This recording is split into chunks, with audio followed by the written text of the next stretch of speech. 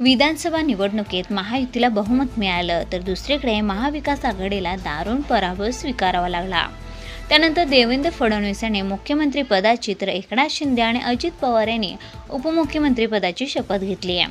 त्यानंतर सर्वांचं लक्ष राज्य मंत्रिमंडळाच्या विस्ताराकडे लागलं असतानाच महायुतीतील घटक पक्षात मंत्रिपदाचा फॉर्म्युला ठरला नसल्यानं येत्या काळात मंत्रिमंडळ विस्ताराला दिरंगाई होण्याची शक्यता आहे। राज्यातील हिवाळी अधिवेशनापूर्वी राज्य मंत्रिमंडळाचा विस्तार होणार आहे। लवकरच नव्या मंत्र्यांचा शपथविधी होऊ शकतो।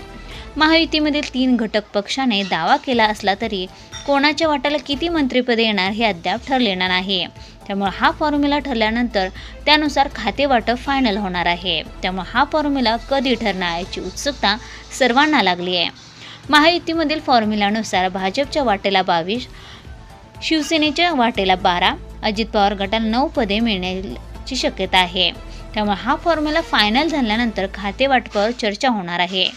गृह, महसूल, सार्वजनिक बांधकाम, जलसंपदा या खात्यावरून तिन्ही पक्षात सध्या जोरदार रस्सीखेच सुरू आहे।